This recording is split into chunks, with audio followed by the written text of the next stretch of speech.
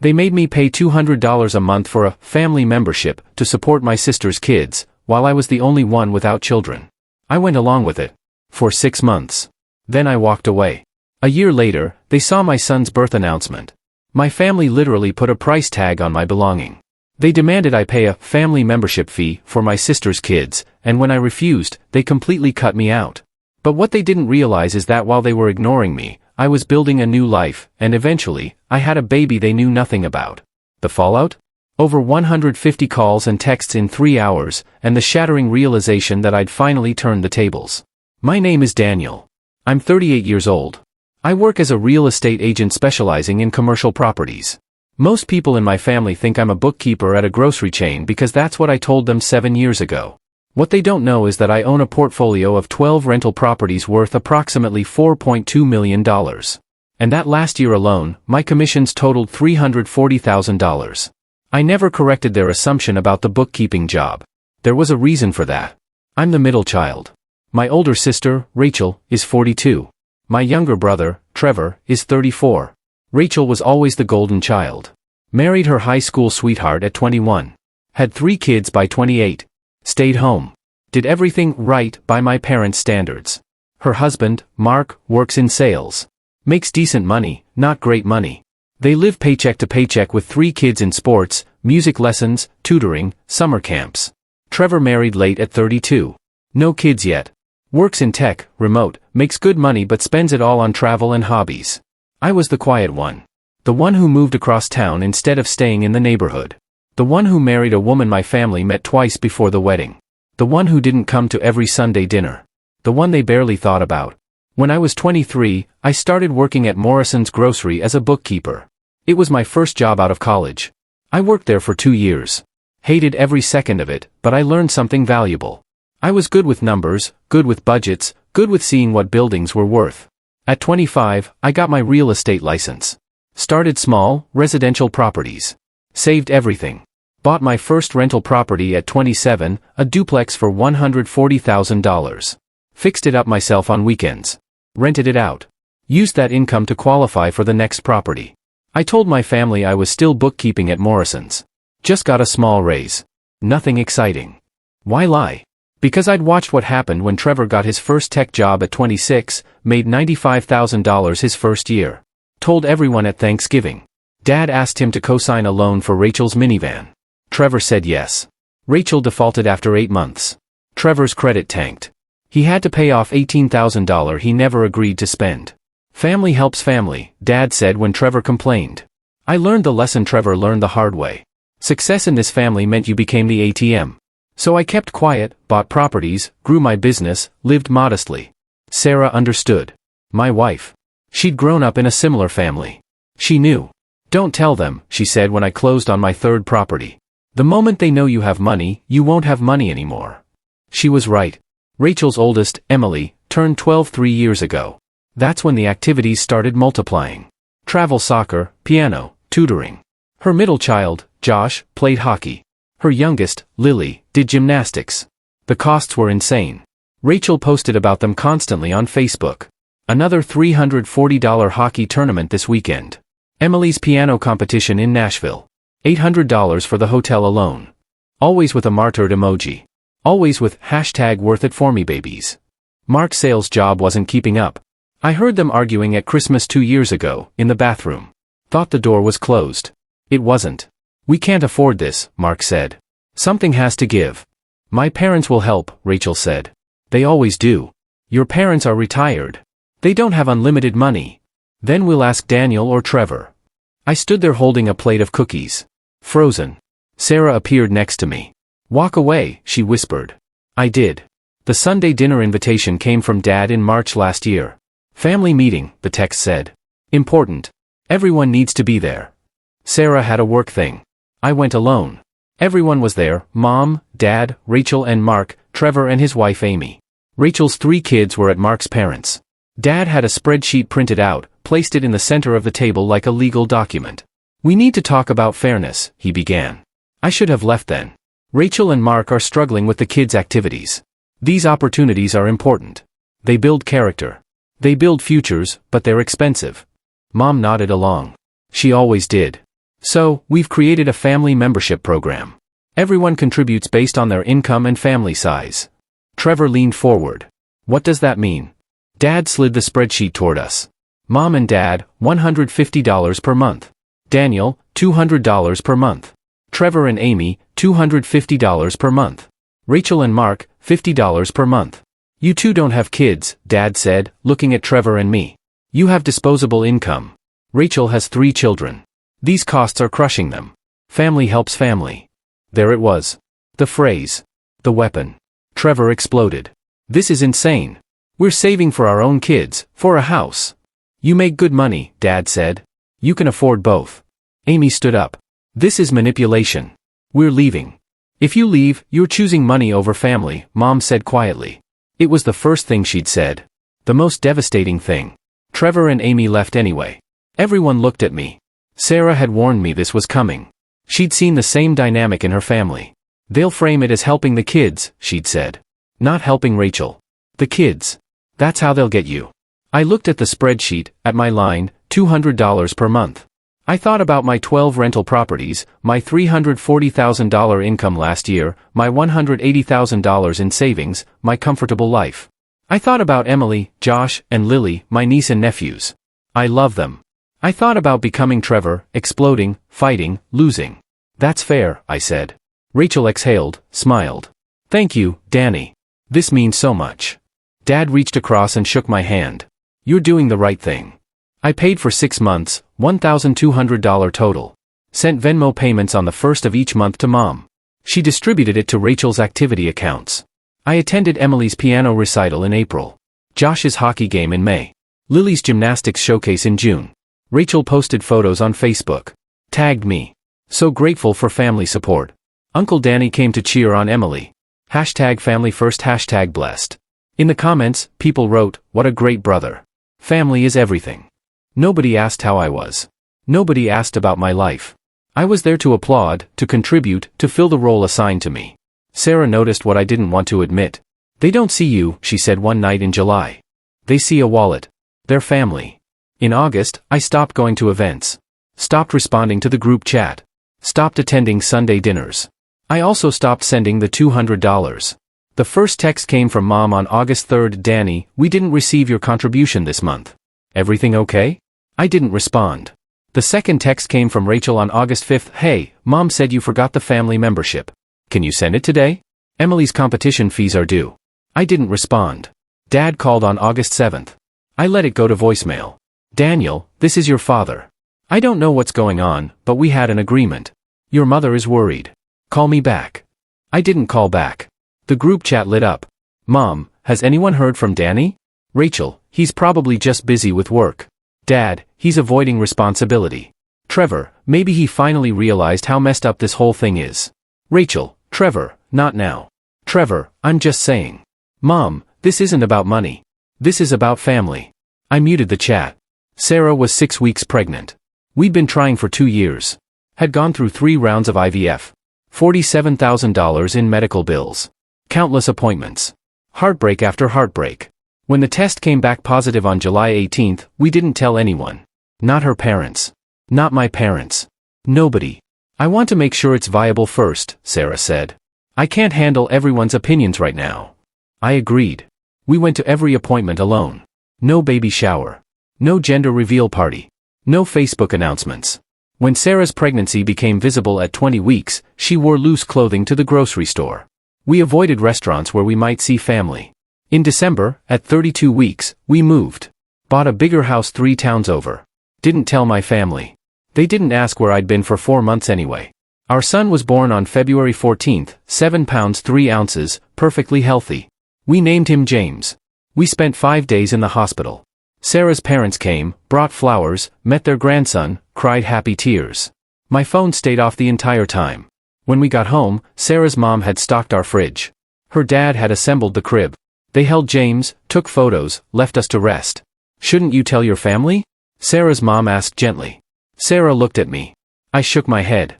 Not yet, I said. Sarah understood. Her mother didn't push.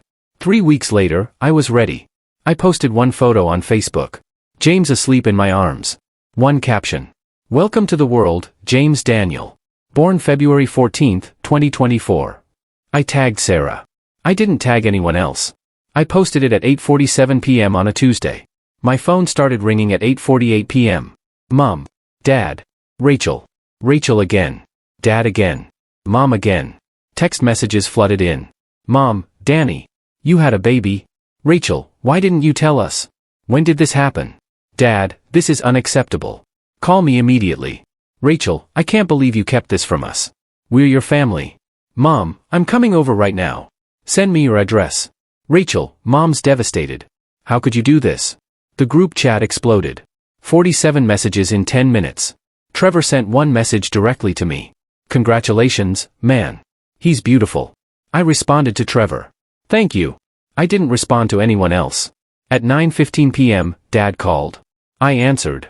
Where is Sarah's hospital? He demanded. We're coming to see our grandson. She's home. We've been home for 3 weeks. Silence. 3 weeks? He repeated. You've had a son for 3 weeks and didn't tell your own parents? That's correct. Why? Because I didn't want to. That's not a reason. It's the only reason you're getting. Daniel, I don't know what's happened to you, but this is cruel. Your mother is crying. Rachel is devastated. You've hurt this family deeply. I paid $1,200 to be part of this family. When I stopped paying, nobody noticed I was gone for 6 months. So, I don't think I hurt anyone. I just stopped funding Rachel's kids' activities. That's what this is about? Money? We raised you better than this. You raised me to believe family helps family. I helped. Then I realized I wasn't family. They treated me like the backup fund. So I withdrew. You're being dramatic. I had a son, Dad. 3 weeks ago. Nobody called to check on me in 6 months. Nobody asked why I wasn't at Sunday dinners. Nobody wondered if I was okay. You noticed when the money stopped. You didn't notice when I did. I hung up. My phone rang 31 more times that night. I turned it off. The next day, they showed up at my old address. The landlord called me. There are people here claiming to be your parents. They're demanding to know where you moved. Tell them you can't release tenant information. Already did. They're not leaving. Call the police if they don't leave in 10 minutes. They left in 8. Mom texted from the old address. We just want to meet our grandson. I responded, no. Rachel texted, please, Danny, the kids want to meet their cousin. I responded, the kids don't know he exists. You want to meet him? The answer is, no. Dad texted, you're punishing us for asking you to contribute to family. I responded, I'm protecting my son from people who only value me for money. The group chat continued. Mom, he won't let us see the baby. Rachel, this is so hurtful. Dad, he's being cold. Trevor, have any of you asked yourselves why he didn't tell you? Rachel, not now, Trevor. Trevor, exactly my point. The voicemails were worse. Rachel, Danny, please. I'm sorry if we made you feel used. That was never our intention. We just needed help and you were always so generous. Please let us see James. Emily made him a card. She's asking why you don't love us anymore. Mom, sweetheart, I don't understand what happened. We love you. We've always loved you. Please call me. I just want to hear your voice. I want to hold my grandson. Dad, this has gone far enough. You're being selfish and immature. Family doesn't punish family like this. You need to grow up and let this grudge go. I deleted them all. Sarah listened to one before I deleted it. Rachel's, the one about Emily's card. That's manipulative, Sarah said. Using the kids. I know. Are you okay? I'm perfect, I said. And I meant it. James was 3 weeks old, sleeping in his bassinet. Sarah was recovering beautifully. We had everything we needed. We had peace. Week 2 of silence. The attempts changed. Rachel sent a baby gift to my old address. The landlord forwarded it, a onesie that said, best nephew ever, and a card, we love you already, James. Love, Aunt Rachel, Uncle Mark, Emily, Josh, and Lily. I donated the onesie, threw away the card. Mom tried a different approach. She texted, I respect that you need space, but please know we love you. When you're ready, we're here. It was the first message that didn't demand anything. I didn't respond, but I didn't block her either. Dad sent one final text. You're making a mistake. Family is all we have. You'll regret this. I blocked him. Trevor called in March. I answered. Hey, he said. I'm not calling to convince you of anything. I just wanted to say congratulations properly. Amy and I are really happy for you guys. Thanks, Trev. For what it's worth, I think you did the right thing. What they did to you and to me was wrong. I should have stood my ground like you did. You did stand your ground. You left that dinner. And then I came back, apologized, started paying $100 a month as a compromise. I'm still paying it. Why? Because Amy wants kids and she's afraid if we don't maintain the relationship, they won't have grandparents. They'll have grandparents who teach them that love is conditional, that you're only valuable if you contribute financially, that boundaries are punishments. Silence. Yeah, Trevor said quietly. You're right. You don't have to keep paying. I know. I'm just not as strong as you. You are. You just haven't realized it yet. We talked for an hour about James, about his job, about everything except the family drama. At the end, he said, "Can I meet him sometime?" James? Yeah, come this weekend. Trevor and Amy came Saturday, brought a thoughtful gift, a set of baby books. Held James, took photos, acted like normal uncles and aunts. Don't post these anywhere, I said. We won't. Trevor promised. They kept their word. 6 months passed. James grew, started smiling, started sleeping through the night. Sarah went back to work part-time. Life was good. The messages from my family slowed then stopped. In August, 1 year exactly since I'd stopped paying the family membership, I received a text from Mom. Your father had a heart attack. He's in ICU. I thought you should know. I stared at the message for 20 minutes. Sarah found me. What's wrong? I showed her. What do you want to do? She asked. I don't know. Do you want him to die without meeting James? That was the question, wasn't it? I thought about Dad, about the spreadsheet, about family helps family, about the 31 phone calls I didn't answer, about the fact that he demanded access to my son without ever apologizing for treating me like an ATM. I also thought about the fact that he was my father, that he taught me to ride a bike, that he'd come to my high school graduation, that he'd walked me through my first job interview. People are complicated. I'll go, I said, alone for 1 hour. The hospital was 40 minutes away. I walked into ICU at 3 p.m. Mom was there. Rachel was there. Trevor was there. Mom stood when she saw me, started crying, tried to hug me. I stepped back. I'm here for Dad. That's all. She nodded. Sat down. Rachel stood. Danny, Not now. I walked into Dad's room. He was awake. Pale. Wires everywhere, but awake. Daniel, he said, voice weak. Dad, you came. Mom said you had a heart attack. Mild one. They say I'll be fine. Good. We sat in silence. I'm sorry, he finally said. I waited. I didn't realize what we were doing to you. To Trevor. I thought we were helping Rachel, helping the kids. I didn't see that we were hurting you. You saw. You just didn't care. He closed his eyes. You're right. The moment I stopped being useful, I stopped existing to you. All of you. 6 months. Nobody called. Nobody checked on me. But when you saw I had a son, suddenly I mattered again. Not because you loved me. Because you wanted access to him. That's not. It is true, Dad. And you know it. He was quiet. I have a son now, I said. And I will never let him feel the way you made me feel. Like his worth is tied to what he can provide. Like love is a transaction. I never meant to make you feel that way, he said. But you did. And you never apologized until now. When you're in a hospital bed, when you're scared. I'm apologizing now. I know and I appreciate it. But it doesn't erase a year of silence. It doesn't erase the spreadsheet. It doesn't erase treating me like a bank. Dad opened his eyes, looked at me. Can I meet him? James? I thought about it. Not yet, I said. Maybe someday, but not yet. You need to prove that you've changed. That this isn't just a scared apology. That you actually value me as a person, not as a source of money. How do I do that? I don't know, but I'll know it when I see it. I stood up. I hope you recover fully, Dad. I really do, but I'm not ready to let you back into my life yet. I understand. I walked to the door, stopped, and for the record, I'm not a bookkeeper. I haven't been for 13 years. I'm a real estate agent. I own 12 rental properties worth $4.2 million. Last year, I made $340,000. The year before, $380,000. You never asked what I actually did for a living. You just assumed, and I let you, because I knew the moment you found out I had money, you'd take it. I left. In the hallway, Rachel caught me. Danny, please. I'm sorry. I didn't know it hurt you this much. You didn't care. There's a difference. That's not fair. You know what's not fair? Being the only person without kids and being charged the most in the family membership. You know what's not fair? Having nobody ask about my life for 6 months. You know what's not fair? Using your kids as emotional pressure to manipulate me into giving you access to my son. I wasn't. Emily made him a card. Really, Rachel? Emily doesn't know James exists. You told her to make a card to guilt me. That's manipulative. That's ugly. She started crying.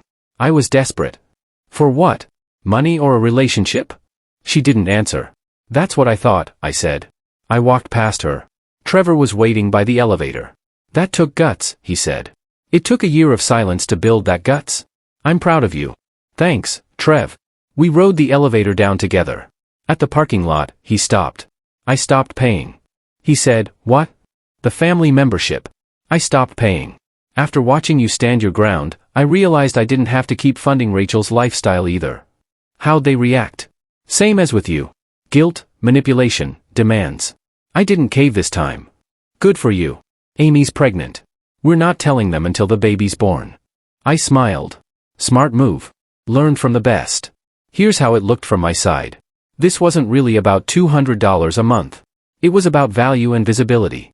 My family had created a hierarchy where worth was measured by traditional markers: marriage, children, staying close to home, fitting into expected roles. I failed all those tests by their standards. I married a woman they barely knew. I didn't have kids, or so they thought. I lived across town. I worked a boring job. So when Rachel needed money, Daniel became useful. Not seen, useful.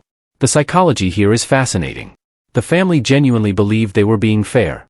In their minds, Daniel and Trevor had disposable income because they didn't have children. They couldn't conceive that maybe Daniel and Trevor were saving that money for their own future children, or that they had other financial goals, or that they simply didn't want to fund someone else's lifestyle. The family membership language is particularly insidious. It frames taking Daniel's money as him buying into family belonging. Pay to play. Pay to be loved. Stop paying, stop mattering. And that's exactly what happened. The moment Daniel stopped sending money, he disappeared from their consciousness. 6 months. Nobody called. Nobody texted, "Hey, haven't seen you in a while. Everything okay?" The relationship was always transactional. The money just made it obvious. When I had James and didn't tell them, their reactions revealed everything. They weren't hurt because they loved me and felt excluded from a major life event. They were hurt because they felt entitled to access to my son, to my life, to my resources. Notice how none of them, except Trevor eventually, apologized for the underlying behavior. They apologized for making me feel used, not for using me. Big difference. What this story taught me: family relationships require the same boundaries that any healthy relationship requires. We're taught that family is different. That family gets unlimited access. That family deserves infinite chances. That blood is thicker than water and you have to forgive family no matter what. But that's not true, and it's a dangerous lie. Family members can be toxic. Family members can be manipulative. Family members can drain you financially, emotionally, and spiritually. And you are allowed to protect yourself from that. You are allowed to say no. You are allowed to create distance. You are allowed to cut contact entirely. The hardest part is that it often doesn't look like abuse. It looks like helping. It looks like being there for family. It looks like contributing to your niece's piano lessons and your nephew's hockey tournaments. Who could object to that? But when help becomes expected, when boundaries become selfish, when your worth is measured by your willingness to fund someone else's choices, that's when help becomes exploitation. I didn't cut my family off because they asked for money once. I cut them off because they created a system where my value was tied to my financial contribution.